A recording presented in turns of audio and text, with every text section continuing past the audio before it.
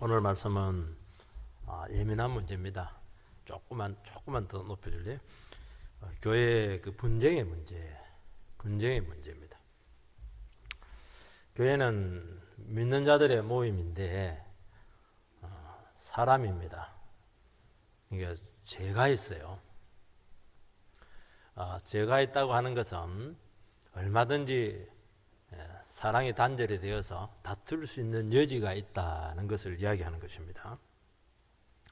교회는 어려움이 생기고 핍박이 오면은 하나가 됩니다. 그리고 기도합니다. 근데 안정이 되고 걱정거리가 없으면은 그때부터 이상하게 분쟁의 영이 역사를 합니다. 그래서 안정될 때 기도를 더 많이 해야 돼. 이게 더 내부적으로 싸우는 게 훨씬 더 위험하거든요. 어떤 분이 아주 이런 말을 하는데 굉장히 공감이 되었습니다. 마귀가 북한에 있는 교회는 박해를 통해서 막 괴롭히더니만 남한에 있는 교회는 분열로 공작을 한다. 북한의 그 간첩 공작처럼 마귀가 막 교회 안에서 그냥 보이지 않는 간첩들을 보내가지고 그렇게 공작을 한다고 합니다. 우리 한국 교회가 얼마나 커졌습니까? 부족한 게 없습니다. 아주 평안하고 세계 10대 교회 안에 막 5, 6개가 아마 들어갈 정도로. 그런데 한꺼풀 뒤집고 속으로 들어가 보면은 파벌도 많고 갈등도 심하고 분열로 막 골병이 될 대로 들었다는 겁니다. 세대 교체 문제로 막 골머리를 앓기도 하고 또 사람들이 모이다 보니까 끼리끼리 모이니까 서로 이게 안 맞는 겁니다. 이질감이 생긴 겁니다. 그리고 지도자들이나 특히 직분자들, 목회자들이 막 욕심이 너무 많아서 막 교회를 막 그냥 드라이버를 막 걸 때 또 너무 많은 사업을 해서 교회가 이게 피곤해지고 피로해지면 불만이 생기는 겁니다. 또 아니면 서로 막 주도권을 가지고 막 그렇게 논쟁을 할 때 너무나 많은 갈등의 요인이 있다는 것을 우리는 알 수가 있습니다. 이 갈등과 여러 가지 다툼의 요인들은 처음부터 절대로 드러나지 않습니다. 이거는 수면에서부터 뒤에서부터 은밀한 데서부터 서서히 생기면서 그러면서 이제 서서히 수면으로 올라오게 되는데 일단 이게 터졌다 이라면은 수습이 안 됩니다. 거의 안 된다고 봐야 되고 이미 상처를 너무 많이 주고받았습니다. 그리고 대부분 깨질 때가 참 많습니다. 핍박받을 때는 좀 몸고생 마음고생 그렇게 하지 마. 더 하나가 되는데 아니 이게 분열의 영이 불기 시작하면은 교회가 그냥 너무 찢겨지게 되는 것입니다. 마귀는 그러니까 교회를 괴롭히는 방법이 너무 많습니다. 오늘 본문에는 바로 이 구제 문제로 교회에 다툼이 일어나게 되었습니다. 그냥 구제에 빠졌는데 나는 왜 구제 안 해줘? 그거는 다툼이 아닙니다. 그거는 그냥 항의하는 것이죠. 그러니까 이게 드러났다고 하는 것은 그 전부터 이 문제가 수면에 있었다는 것이죠. 사탄은 늘 이렇게 공격을 합니다. 얼마나 초대교회가 깨끗하고 부흥되고 3,000명, 5,000명씩 막 그냥 교회가 급성장을 하게 되는데 마귀는 부수적인 문제에 매이게 합니다. 구제가 왔더니 선교가 왔더니 다 중요한 것이지만 결국에는 교회의 본질적인 이런 부분들의 약화로 나타나게 되게 되었고 말씀이 약하니까 기도가 약하니까 또 목회자들이 사도들이 너무 교회에 필요가 많기 때문에 막 사회적인 문제, 관계적인 문제들, 행정적인 이런 문제들에 막 몰두하다 보니까 말씀이 약해지게 되었고 기도가 약해지게 되었고 결국 그것이 불만으로 표출이 되었다. 이렇게 해서 이 문제를 수습을 하는 것입니다. 저는 참 너무 감사한 것 같아요. 구제 문제를 가지고 막 따지고 막 재판하고 그렇게 하지 않고 사도들이 자기 문제를 딱 뒤집어 써서 이것은 우리가 교회의 본질적인 사명을 놓쳤기 때문에 온 것이다. 얼마나 문제를 바라보는 시야가 넓습니까? 깊습니까?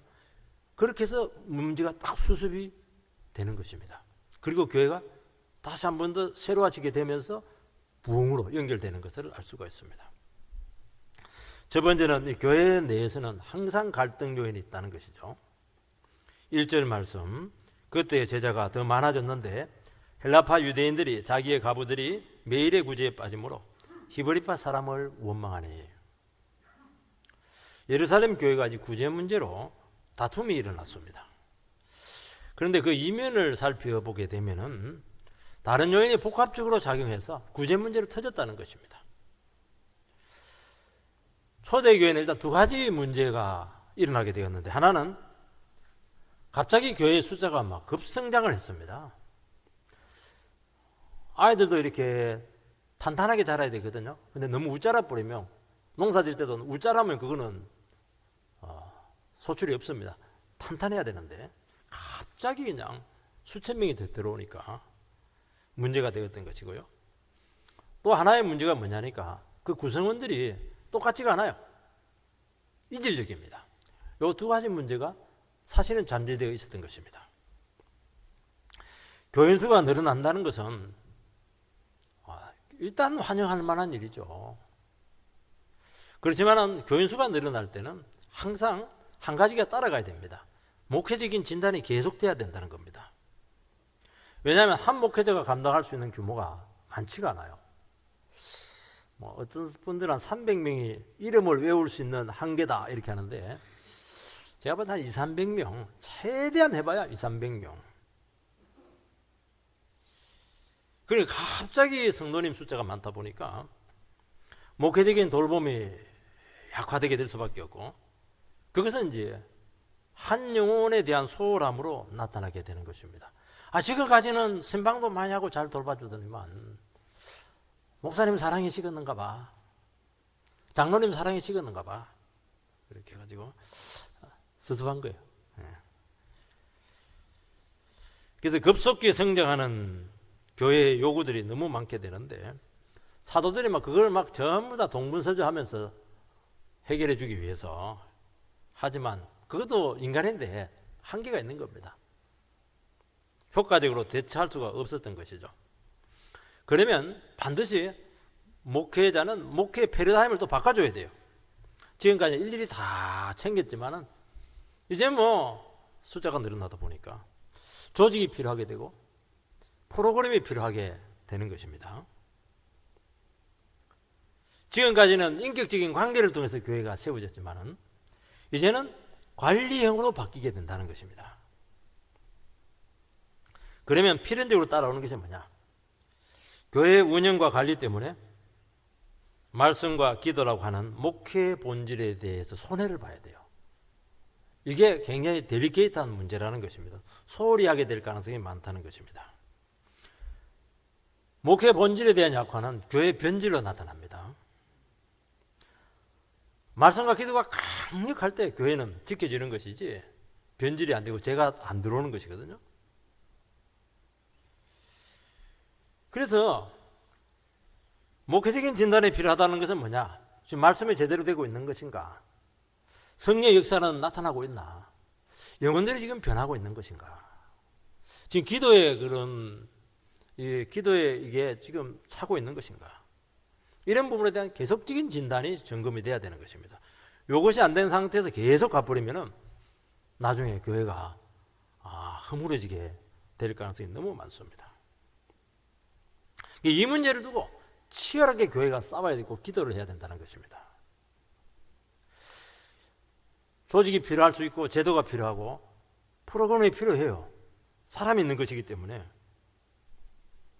그런데 이것이 교회의 본질적인 가치를 훼손하게 될 경우 아직 교회가 그걸 수용할 만한 그릇이 되지 못했을 경우에는 과감하게 포기를 해야 됩니다.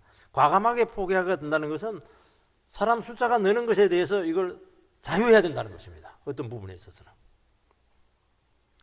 그런데 우리가 계속 그 본질적인 가치, 말씀과 기도와 성령과 영혼에 대한 가치를 붙들게 될 때 하나님께서는 그 부흥을 조절하세요. 그래서 건강하게 자라게 합니다. 그러면서 교회가 세워지는 것입니다. 교회도 안 자라는 것도 이것도 병든 겁니다. 우리 교회는 뭐 안 자라. 애들이 안 자라면 그 병든 거거든요. 애들은 잘 먹고 잘 자고 운동 열심히 해가지고 건강하게 자라야 되죠. 근데 갑자기 자라버리면 이거는 부실한 겁니다. 또 이 교회가 이질적으로 구성원들이 이루어졌습니다. 헬라파 출신의 유대인 교인들이 있고 히브리파 출신의 유대인 교인들로 구성되어 있었습니다. 본토백이들은 전부 다 히브리파 출신들이죠. 같은 유대인이지만은 이 두 그룹은 물과 기름처럼 너무 이질적인 배경을 가지고 있습니다. 그러니까 히브리파 사람들은 이스라엘 본토 안에 대대로 살아왔습니다. 터줏대감들이죠. 헬라파 유대인들은 나라가 망하는 바람에 막 전 세계를 그냥 이렇게 벌써 뭐 몇백 년, 몇 세대에 걸쳐서 살아왔죠. 근데 예루살렘에 와서 그들이 지금 뭐 오순절 성령 받아가지고 거기서 같이 살게 되게 되었는데 너무 배경이 다르다는 거예요. 언어가 일단 다릅니다. 언어가 히브리파 사람들은 아람어를 씁니다. 헬라파 사람들은 그리스어, 헬라어를 쓰면서 오래 살았다. 물론 그들도 히브리어를 알긴 하지만 훨씬 헬라어가 익숙한 거예요. 언어적으로, 문화적으로, 지역적으로 이 수많은 이질성은 다툼의 잠재 요인이었다는 것이죠. 그래서 교회가 하나 되는 게 결코 간단하지 않습니다. 왜냐하면 너무 다르거든요.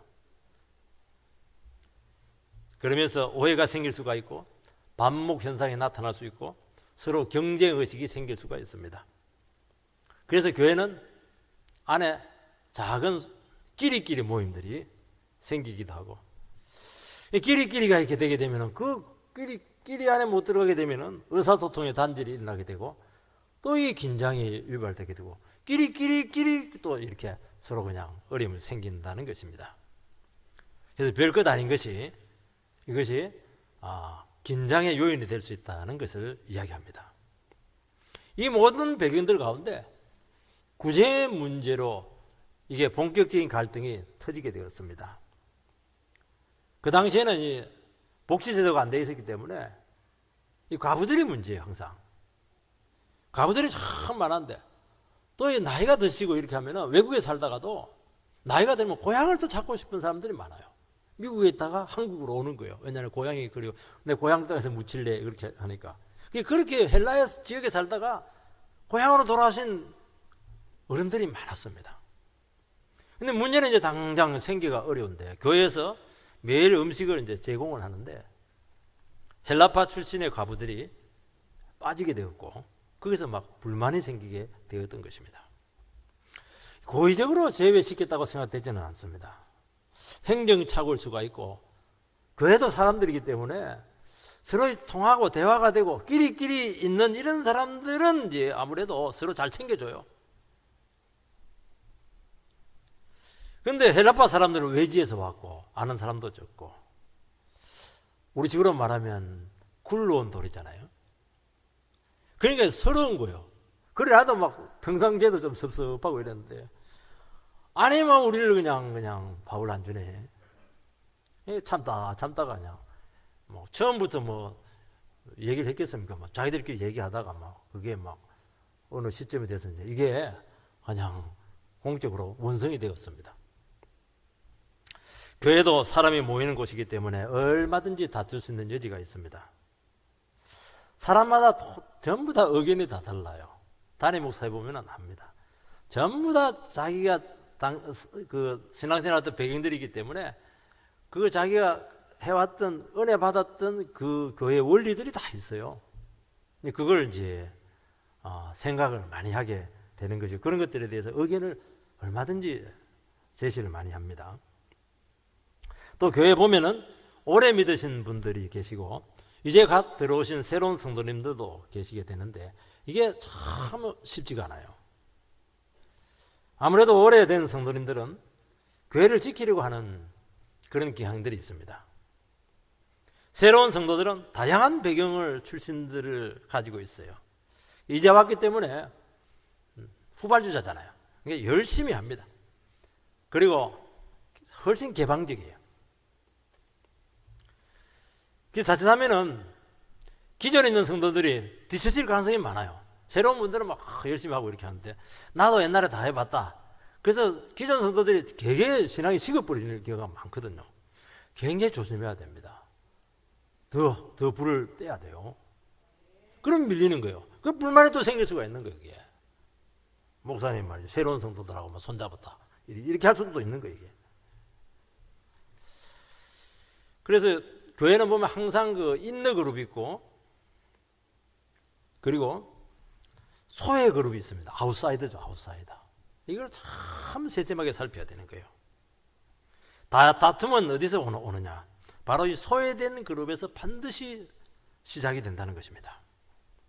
오늘 보면 이제 7 집사를 세우는데 집사 이게 헬라어로 디아코노스, 디아코니아 이게 섬긴다, 봉사한다 그런 뜻을 가지고 있어요.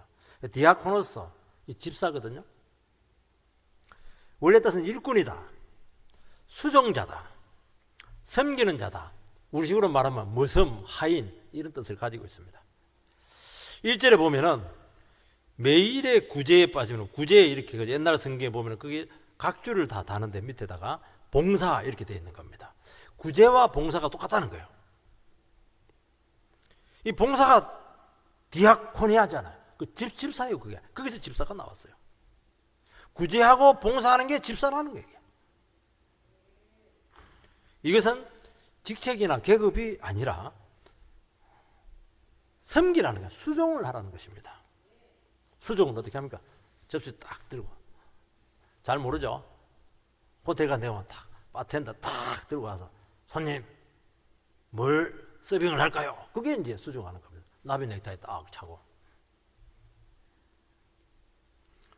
그러니까 하인이라 하인입니다. 종업원이에요. 그런데 교회는 월급을 안 주기 때문에 봉사자가 주체가 될 가능성이 너무 많다는 거예요. 하인이라는 것은 주인이 있다는 거예요. 손님이 주인이잖아요. 그러니까 교회에서 봉사를 할 때 자기가 주인으로서 봉사를 할 가능성이 굉장히 많다는 거예요.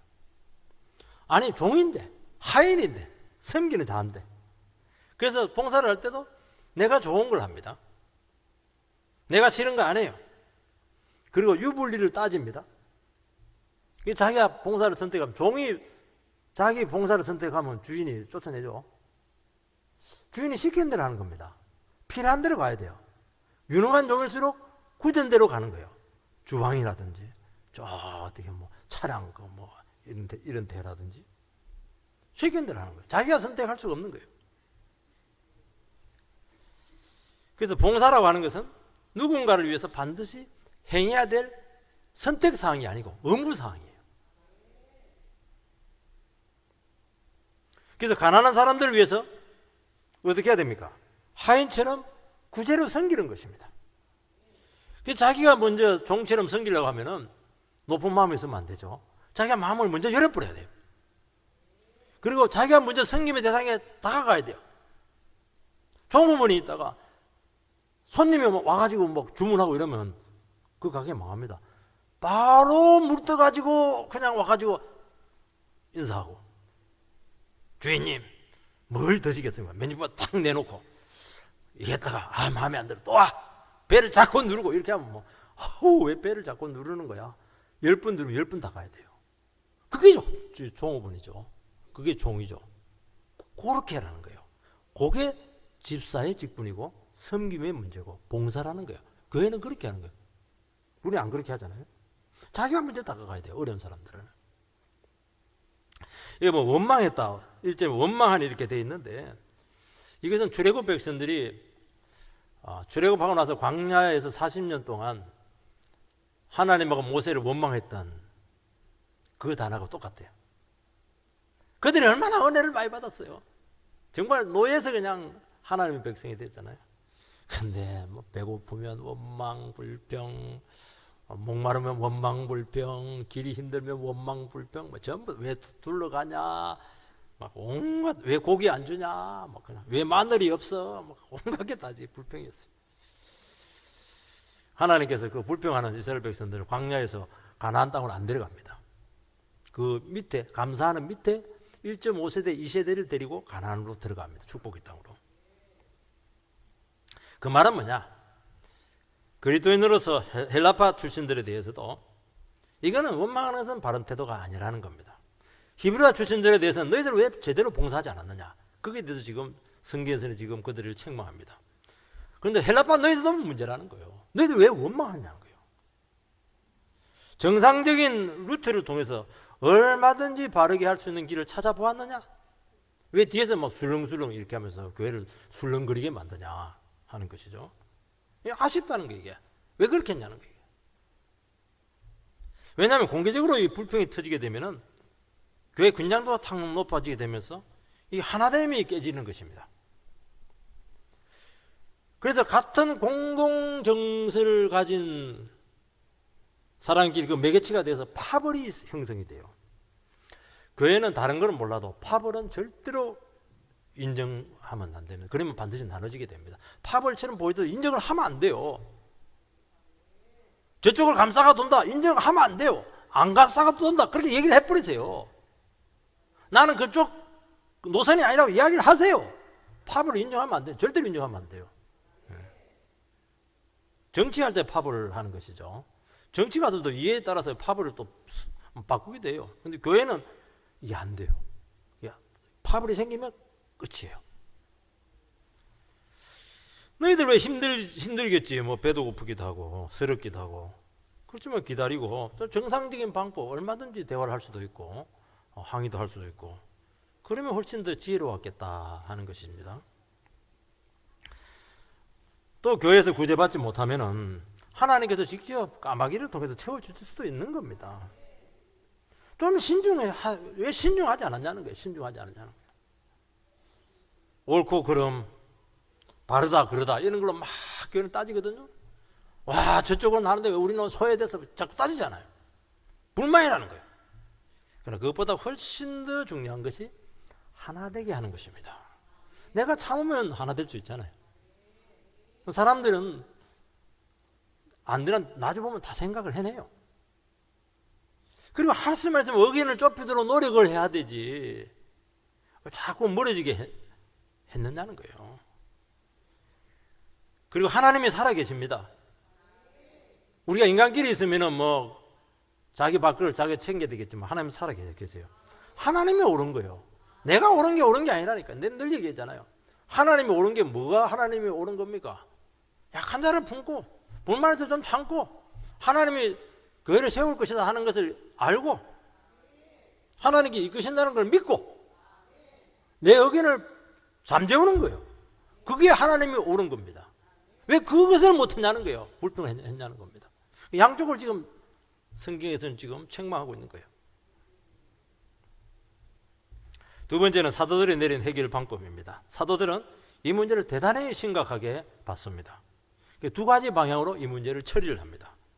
하나는 교회의 철학, 목회 우선순위를 다시 한 번 더 재정립을 합니다. 그 두 번째는 실제적인 건데 7 지사를 세워서 동력자로 세웁니다. 2절에서 4절 말씀을 읽어보면 12사도가 모든 제자를 불러 이르되 우리가 하나님의 말씀을 제쳐놓고 접대를 일삼는 것이 마땅하지 아니하니 형제들아 너희 가운데서 성령과 지혜가 충만하여 칭찬받는 사람 7을 택하라. 우리가 이 일을 그들에게 맡기고 우리는 오로지 기도하는 일과 말씀 사역에 힘쓰리라 하니 이런 문제가 생기고 시험이 생기면은 구제 이제 중단 이렇게 할 가능성이 많아요. 근데 그래야 않았어요. 구제하다가 문제가 생기지 않았겠습니까? 그러면 그만두자. 그러면 끝나는 거예요. 그러나 구제를 안 할 수가 있습니까? 전도를 안 할 수가 있습니까? 그 지상명령인데. 선교를 안 할 수가 있으면 그건 해야 되는 거예요. 교회에서는 아무 일 안 하면 아무 문제 안 생깁니다.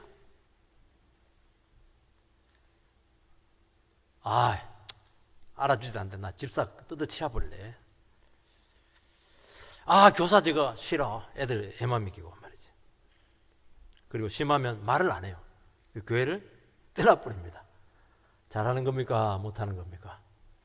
하나님 아세요. 그게 뭐냐, 사탄이 잘 원하는 거예요. 사탄의 뜻에 딱 걸리는 거예요. 사탄은 그걸 노리고 그 분열의 영을 지금 퍼뜨리고 있는 겁니다.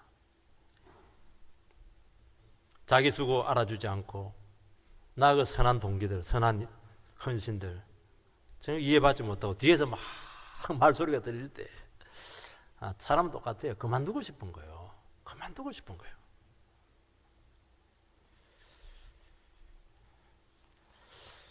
그때 우리는 질문을 해야 됩니다. 무슨 질문?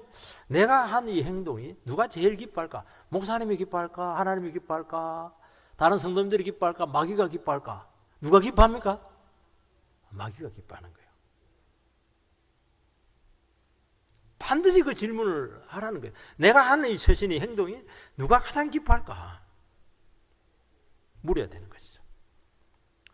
시험이 들고 어려움이 생기면은 사람들은 막 사표를 팍 쓸 게 아니고 이런 시험과 한계들은 하나님께서 우리 교회의 부족함을 드러나게 했다. 교회를 다시 한 번 더 새롭게 하기 위해서 발전시키기 위해서 이런 갈등을 주었구나.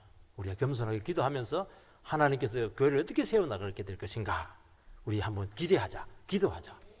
그게 답이에요. 그러면서 이런 문제들이 생기기 우리 교회가 커지기 위한 몸부림이거든요. 이게 커지기 위한 몸부림이거든요. 그걸 딱 해결해 주면 교회가 한 단계 올라서는 겁니다. 또 어떤 분들은 책임 소재를 자꾸 따집니다. 누구 책임이야? 그러면 교회가 점점 소란스러워집니다. 냉정하게 따집시다. 그 한 사람의 한 파의 문제였어요. 그게 교회 문제가 터지면은 모든 사람들은 연대 책임이 다 돼 있는 겁니다. 가족 중에 한 사람이 문제가 되면 그 가족 한 사람 책임입니까? 가족 전체 책임이지. 그래서 불쑥불쑥 한마디씩 내뱉는 것입니다. 여러분, 원망의 말, 이것은 교회는 하나님의 공동체이기 때문에 하나님이 듣고 계세요. 그대로 갚습니다. 생각까지도 살피세요. 죽겠다 이러면 죽습니다. 당신 때문에 되는 일이 없어. 그러면 되는 일 하나도 없어요. 싸울 때 보면 하나도 안 되거든요. 왜냐하면 당신 때문에 안 되는 거야. 전부 다 그렇게 얘기하잖아요. 당신만 없어주면 되는 거야. 이렇게 얘기하거든요. 그러니까 다 안 되는 거예요. 당신이 너무 소중하다고. 당신이 있어야 돼. 이런 부분은 조금 부족하지만은 당신이 있어야 교회가 활력을 얻는다고. 당신이 있어야 된다. 그럼 그 사람이 있어요. 그럼 교회가 세워지는 거잖아요. 무섭습니다. 이 말이라는 게.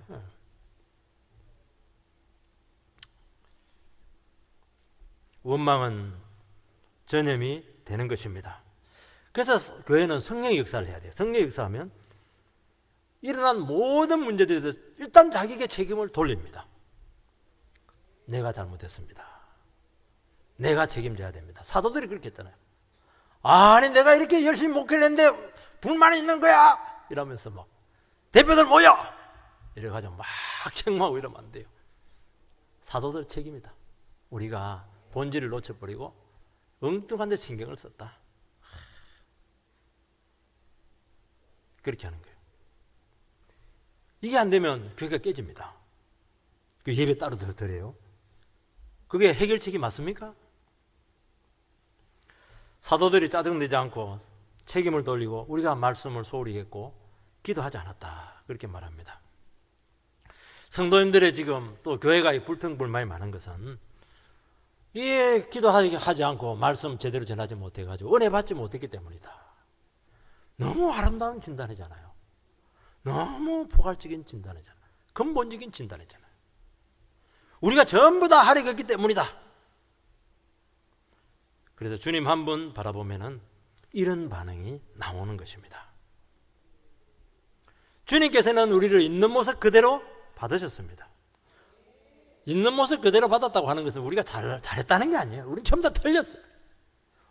우리에 대해서 옳고 그름을 따지지 않고 그냥 받으셨다는 거예요. 왜 우리를 받으셨습니까? 교회가 살아야 되니까요. 영혼이 귀하니까 얼마든지 변할 수가 있기 때문에 받으셨다는 것입니다. 또 자신이 있기 때문이에요.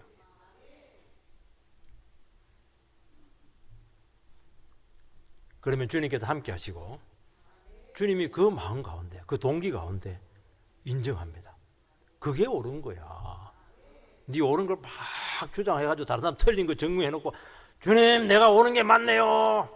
재판해가지고 내가 이겼습니다. 그 사람 더 맞아요. 누가 네 보고 재판하라 했냐는 거예요 지금. 그것도 품지 못하고 그것도 참지 못하고 그것도 이해를 못하고 말이지. 문제 믿는 사람들이 그걸 품어야지 말이지. 목사가 그걸 참아야지. 누가 참냐는 게 지금.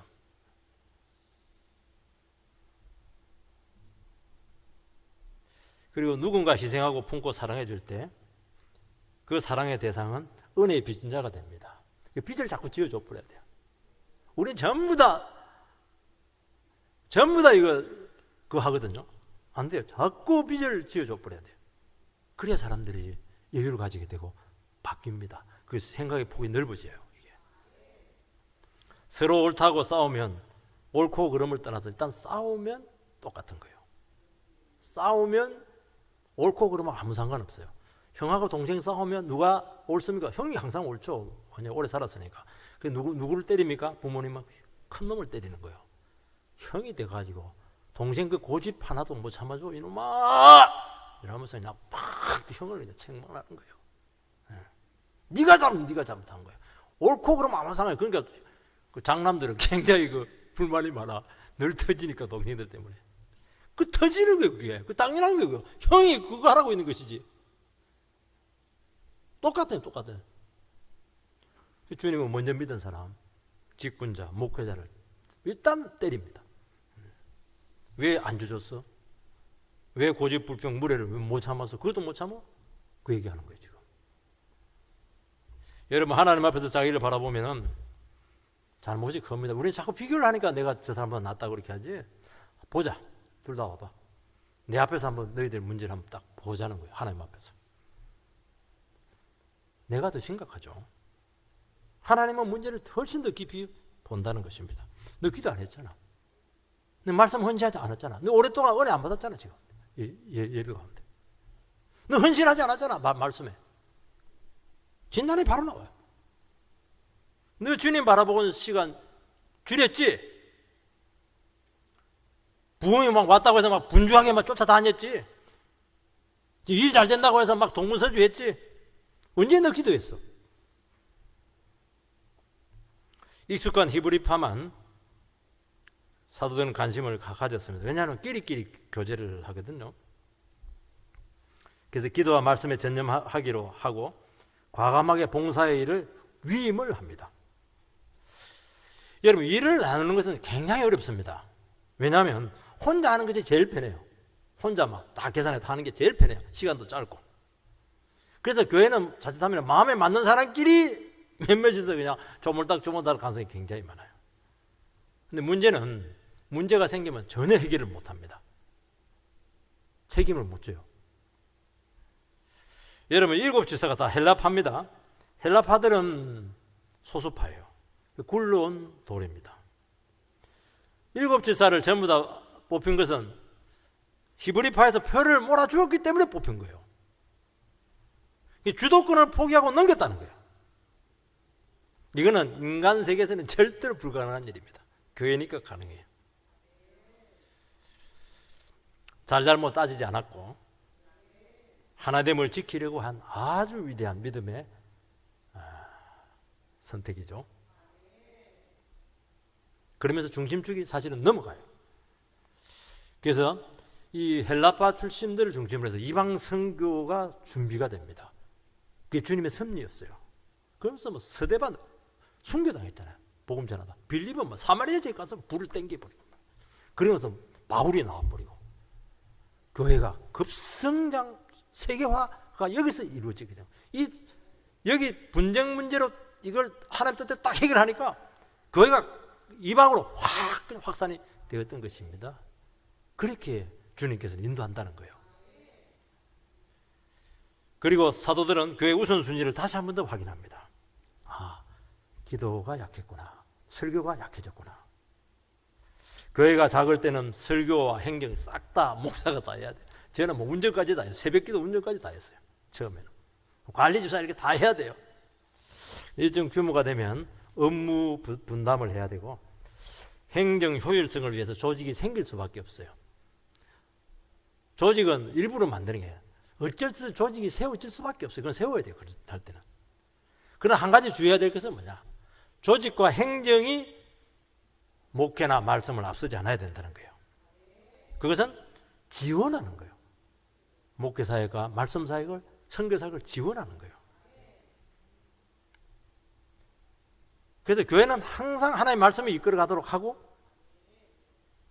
지원을 하고, 그래서 그 조직과 행정 이런 것들이 경직화되지 않아야 되는 거예요. 얼마나 플렉시블하게 상황에 따라서 이게 유도리 있게 해야 된다는 것입니다. 교회의 본질적인 사역은 기도와 말씀입니다. 말씀을 안 먹이니까, 기도 안 시키니까 불만이 생긴 겁니다. 그렇게 되면은 부수적인 문제에 굉장히 예민해집니다. 여러분, 교회는 인간의 힘으로 안 되는 것이 대부분이에요. 중요한 거는 전부 다 인간의 힘으로 안 돼요. 아무리 회의해도 안 돼요. 회의하면 회의가 생긴다는 말이 맞아요. 그럴 때는 무릎을 꿇어야 돼요. 불만을 드러낼 게 아니고 무릎을 꿇는 겁니다. 교회의 본질적인 필요가 채워질 때는 나머지는 다 쉬워져요. 그리고 일이 줄어듭니다. 로이 존슨 목사님은 교회에서 설교가 바로 되면은 신방이 줄어든다 그렇게 말했습니다. 왜냐하면 말씀 듣고 사람들이 자기 문제를 전부 다 해결해내기 때문이죠. 그리고 사람이 변하게 되고 믿음이 자라게 되고, 결국 이 원망이 생긴 것은 믿음이 부족해서 그런 겁니다. 이게 사랑이 부족해서 그래요. 그래서 알아서 헌신하고 자기 자리를 찾아가요. 사람들이 그 봉사하는 거 보고 섬기는 거 보면은 대개는 이제 눈에 딱 드러나는 것은 이제 약한 사람들, 어린 분들을 이렇게 지정을 해줘야 섬기거든요. 근데 성숙한 사람들은 지정 안 해줘도 돼요. 구석구석 진짜 욕이 난데 못 봐요. 사람들이 또 안 보이기도 하고. 근데 성숙한 사람은 보이는 거예요. 그게 진짜 중요한 봉사거든요. 부흥은 뭘로? 말씀과 기도로 일어나는 것입니다. 4절에 보면 힘쓰리라, 전무하리라, 똑같은 말이에요. 굳게 잠다는 건 다른 많은 요구들인데 거절하라는 거예요. 여러분, 사람의 필요를 채워주기 시작하면 한도 끝도 없어요. 여러분, 주는 사람이 불만이 많을까요? 받는 사람이 불만이 많을까요? 받는 사람이 불만이 많아요. 그래서 주는 자가 받는 자보다 복이 많다는 말이 맞아요. 왜냐하면 받으면서 익숙해져요. 그리고 막 그때부터 비교하기 시작해요. 왜 저 사람 많이 주고 나 챙겨주는 거야?